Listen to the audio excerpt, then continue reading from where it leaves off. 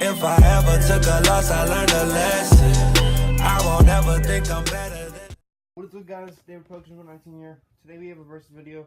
LeBron Soldier 8 versus LeBron Soldier 9 versus LeBron Soldier 10. Obviously this one's the newest one. So let's get into it. First, starting with the traction. This has a hexagonal pattern. This one kind of faded.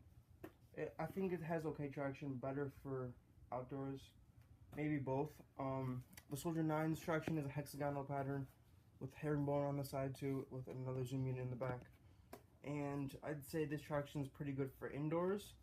And the Soldier 10 has a square pattern, and it has two zoom units, one in the front, one in the back, better for outdoor. So traction, I'd probably give it to between the 9 and the 10. It depends on what situation you're trying to play in. Here are the three traction compared. This is probably the worst one. So between these two for traction, for support, I'd say probably the 10 because it has a really high ankle support, and your ankles will be secure in this. For the 9, it kind of has a higher ankle line, but it's still, I'd say it has the second best support. And the 8 support is just okay. This is kind of flimsy, and this strap barely does anything. So support, the 10 wins. For lockdown, the 9 wins. This strap on the ankle's good, but the other two straps are kind of useless right here. And the 9 straps, the front strap tightens the shoe actually, and this strap tightens the ankle. So this has probably the best lockdown. The 8 has one strap. Kind of works, I guess, but these are kind of more simple. So I'd say the 8 will probably just lose most of the competition between the 9 and 10. But yeah, so next,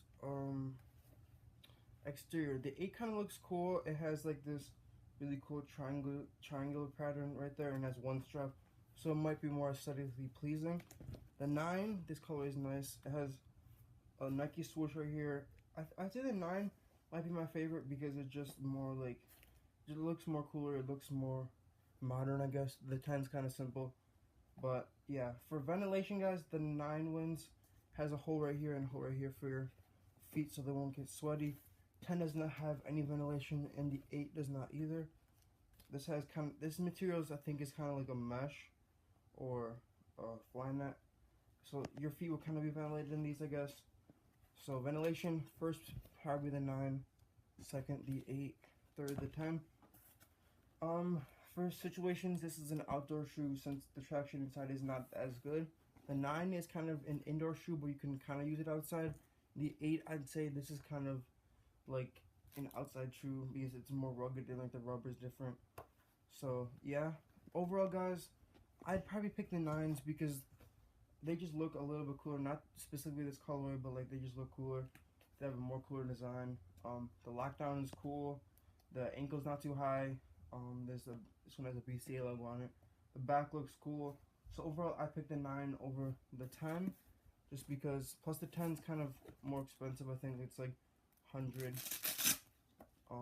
So yeah, the 8 is kind of cheap, but I don't think the 8 is worth it. It's kind of old. There's new technology.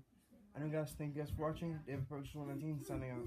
I'm gonna shoot you. Hammer time, they can't touch me. Hammer time, hammer time, they can't touch me. Hammer time, bedtime. I ain't never had a